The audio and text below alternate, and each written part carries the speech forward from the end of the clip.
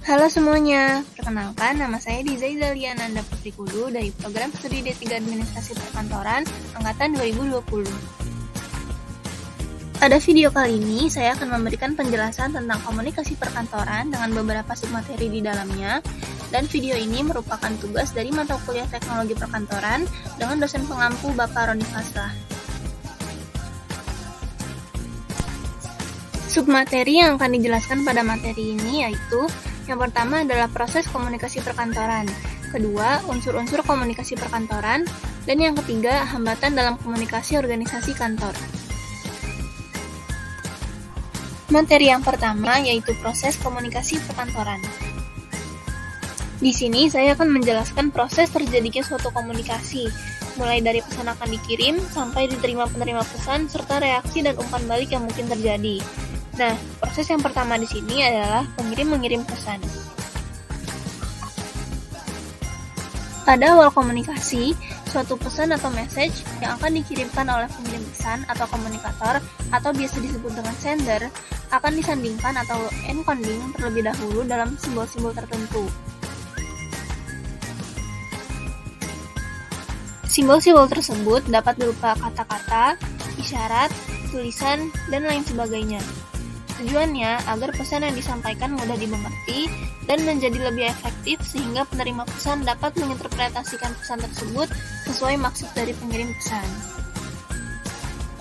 Selanjutnya, proses komunikasi perkantoran yang kedua yaitu pesan terkirim melalui media tertentu. Setelah itu, pesan tersebut dikirimkan pada penerima pesan melalui saluran atau media tertentu, tergantung pada jenis komunikasi yang dilakukan.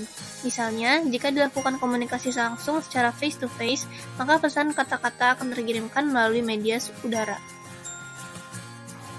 Proses komunikasi yang selanjutnya yaitu penerima-menerima pesan.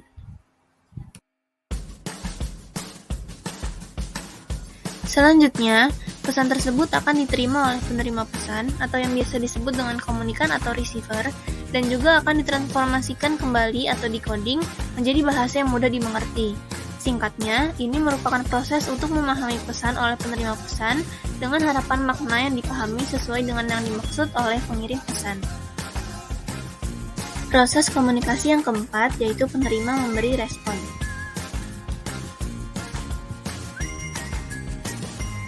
Setelah pesan diterima dan diinterpretasi, maka akan ada suatu reaksi atau respon dari penerima pesan, bisa berupa tindakan atau perubahan tertentu.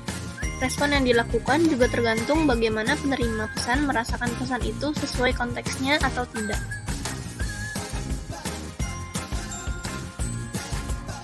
Proses komunikasi yang kelima yaitu timbul umpan balik.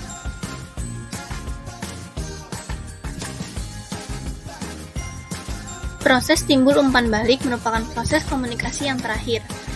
Akan timbul umpan balik atau yang disebut dengan feedback dari penerima pesan sebagai wujud dari pesan yang sudah tersampaikan. Hal ini terjadi pada komunikasi dua arah yang berarti penerima pesan dan pengirim pesan akan bertukar pesan dan akan saling berinteraksi satu sama lain. Selanjutnya yaitu potensi terjadinya hambatan. Pada proses komunikasi juga bisa terjadi gangguan atau hambatan, yakni sebuah kegaduhan atau noise yang bisa menghalangi pesan terkirim. Dalam komunikasi langsung, hambatan ini bisa berupa suara-suara lain sehingga pesan dari pengirim pesan tidak tersampaikan seutuhnya, sehingga harus mengirim ulang pesan tersebut. Materi yang selanjutnya yaitu unsur-unsur dalam komunikasi perkantoran. Sebelum kita masuk ke penjelasan tentang unsur-unsur yang ada di dalam komunikasi perkantoran, ada baiknya kita mengetahui terlebih dahulu apa itu pengertian dari komunikasi.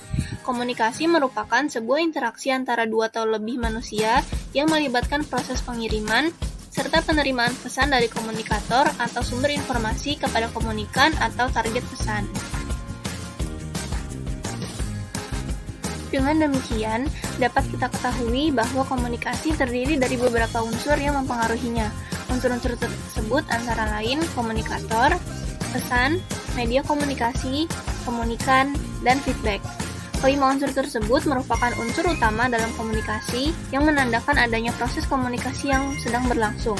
Jika hanya komunikator dan pesan saja tanpa adanya feedback dari komunikan, komunikasi hanya berjalan satu arah.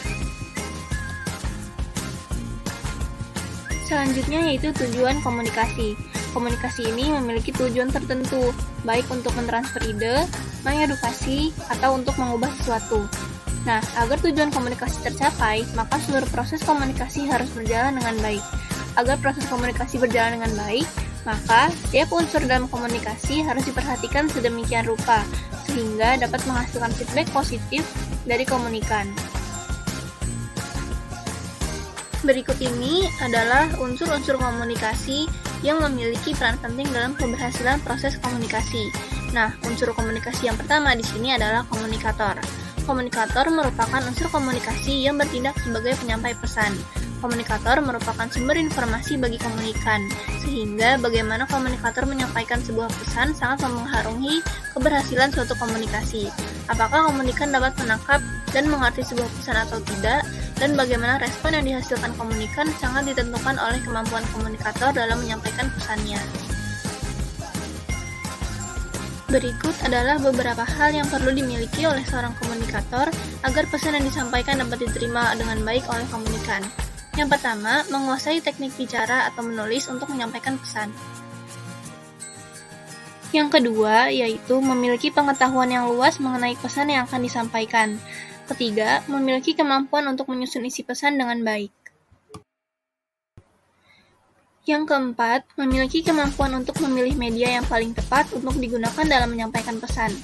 Yang kelima, memiliki kredibilitas yang baik di mata audiens atau komunikan. Yang keenam, memiliki pengetahuan untuk mengantisipasi gangguan yang mungkin akan timbul. Dan yang terakhir, memiliki kemampuan untuk memberikan tanggapan atas feedback yang diberikan oleh komunikan. Unsur komunikasi yang kedua yaitu pesan. Pesan merupakan sebuah ide, informasi, atau berita yang ingin disampaikan komunikator kepada komunikan. Pesan di sini dapat berupa kata-kata, tulisan, gambar, atau yang lainnya. Pesan mengandung materi yang ditujukan untuk mempengaruhi atau mengubah komunikan. Selanjutnya, pesan terbagi menjadi beberapa jenis. Yang pertama, pesan informatif, yang kedua, pesan persuasif, dan yang ketiga, pesan koersif. Jenis pesan yang pertama yaitu pesan informatif. Pesan informatif adalah pesan yang sifatnya memberikan keterangan, fakta, atau informasi lainnya. Pesan jenis ini merupakan pesan yang dapat dijadikan sebagai acuan dalam pengambilan sebuah keputusan oleh komunikan. Contoh pesan jenis ini misalnya informasi mengenai bencana alam, jenis bantuan apa yang dibutuhkan oleh para pengungsi. Jenis pesan yang kedua yaitu pesan persuasif.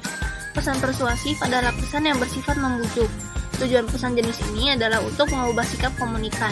Dengan pesan jenis ini, komunikan dapat perubahan, sikap komunikan didapatkan tanpa adanya paksaan, namun berasal dari keinginan komunikan itu sendiri. Contoh pesan jenis ini misalnya iklan sebuah produk. Jenis pesan yang terakhir yaitu pesan koersif. Berkebalikan dengan pesan persuasif, pesan koersif merupakan pesan yang bersifat memaksa. Dalam mencapai tujuannya, yaitu untuk mengubah perilaku komunikan. Pesan jenis ini mengandung unsur paksaan seperti pemberian sanksi atau semacamnya. Contoh pesan jenis ini misalnya peraturan pegawai dalam sebuah perusahaan. Unsur komunikasi yang ketiga yaitu media komunikasi. Media komunikasi merupakan sarana atau saluran yang digunakan oleh komunikator untuk menyampaikan sebuah pesan. Dalam berkomunikasi, pesan akan diterima oleh panca indera manusia, baru selanjutnya diproses dalam pikirannya dan kemudian menghasilkan sebuah feedback. Pesan yang disampaikan dalam bentuk sebuah gambar dan suara biasanya akan lebih menarik dibandingkan pesan yang hanya disampaikan lewat tulisan saja. Pemilihan media atau sarana komunikasi yang digunakan untuk menyampaikan sebuah pesan bergantung pada sifat, jenis, atau bentuk pesan yang akan disampaikan. Pesan dalam bentuk tulisan misalnya dapat disampaikan menggunakan media koran atau majalah, sedangkan media televisi biasanya digunakan untuk menyampaikan pesan dalam bentuk video atau gambar dan suara. Media komunikasi dikelompokkan ke dalam dua kategori, yaitu yang pertama media personal dan yang kedua media massa. Media personal merupakan media komunikasi yang digunakan oleh dua orang yang berkomunikasi secara personal atau pribadi. misalnya melalui media telepon atau media perpesanan atau chatting seperti WhatsApp, Telegram, Line, BBM, atau media video call seperti Skype, WhatsApp, dan semacamnya. Kategori media komunikasi yang kedua yaitu media massa, merupakan media komunikasi yang digunakan untuk mengomunikasikan pesan kepada masyarakat luas. Target yang ditentukan tidak spesifik seperti komunikasi person to person. Pesan yang disampaikan melalui media ini biasanya berdampak besar bagi banyak orang, sebab sifatnya yang masif. Contoh media massa misalnya televisi, koran, atau radio. Unsur komunikasi yang keempat yaitu komunikan. Komunikan merupakan penerima pesan atau pihak yang menjadi sasaran komunikasi atau target yang ditentukan oleh komunikator untuk menerima pesan yang disampaikannya. Komunikan bisa seorang individu, kelompok, organisasi, atau lainnya. Komunikan mempunyai tanggung jawab untuk dapat memahami apa yang disampaikan komunikator kepadanya. Untuk itu, seorang komunikan yang baik harus memperhatikan apa yang disampaikan komunikator dengan baik. Berikut ini adalah hal-hal yang perlu diperhatikan dari seorang komunikan agar tujuan komunikasi dapat tercapai. Yang pertama yaitu kecakapan komunikasi. Kecakapan komunikasi di sini berkaitan dengan kecakapan komunikan dalam membaca, mendengar, serta menangkap apa yang dibaca dan didengarnya. Yang kedua yaitu sikap. Sikap di sini berkaitan dengan sikap komunikan terhadap komunikator serta pesan yang disampaikannya. Ketika seorang memiliki asumsi yang negatif misalnya, komunikan cenderung akan bersikap acuh atau juga sebaliknya. Yang ketiga, pengetahuan. Pengetahuan komunikan terhadap pesan yang disampaikan juga sangat mempengaruhi tingkat pemahaman komunikan terhadap pesan yang disampaikan. Misalnya, pesan berisi informasi mengenai kehamilan tidak tepat untuk disampaikan kepada anak SD. Dan yang terakhir yaitu keadaan lahiriah. Manusia normal memiliki indera penglihatan, pendengaran, raba, rasa, dan penciuman. Namun, terdapat beberapa orang yang mengalami disabilitas atau kecacatan seperti tidak bisa melihat atau mendengar. Hal ini perlu diperhatikan agar pesan yang disampaikan dapat diterima dengan baik. Unsur komunikasi yang terakhir yaitu feedback. Feedback atau umpan balik merupakan respon yang diberikan komunikan untuk menanggapi pesan yang telah diterimanya dari komunikator.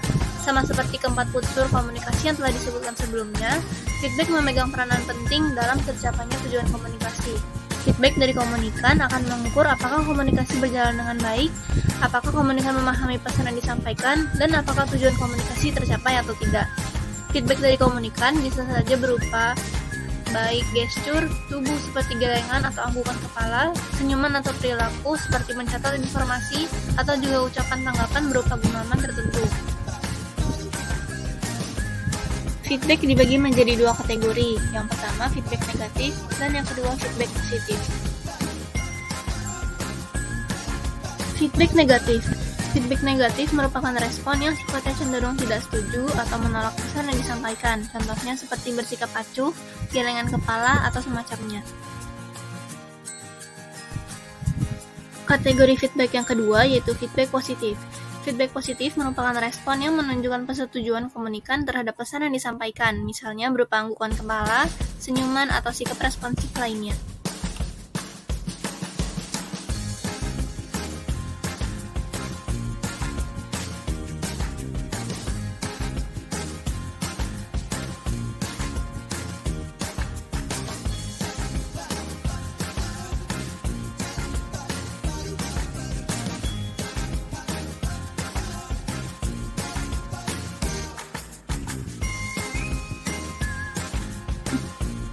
Selain kelima unsur yang sudah disebutkan sebelumnya, terdapat beberapa unsur lain yang juga mempengaruhi keberhasilan sebuah komunikasi.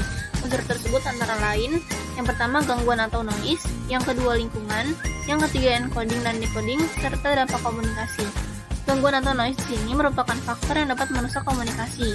Gangguan yang sifatnya tiba-tiba tidak diperkirakan akan terjadi. Misalnya gangguan suara musik yang keras dari luar gedung tempat penyampaian pesan sedang berlangsung, atau gangguan akibat bencana alam seperti gempa atau semacamnya. Unsur lingkungan digolongkan ke dalam lingkungan psikologis, lingkungan sosial budaya, serta lingkungan fisik dan dimensi waktu komunikan dengan komunikator. Encoding atau penyandian berkaitan dengan proses pengumbahan informasi menjadi sebuah pesan oleh komunikator. Sedangkan decoding merupakan penafsiran yang dilakukan oleh komunikan terhadap pesan yang diterimanya.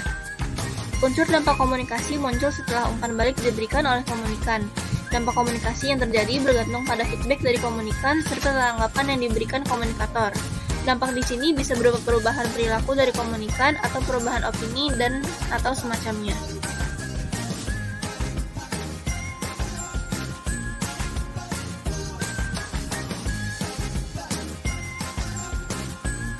Materi yang terakhir yaitu hambatan dalam komunikasi organisasi kantor.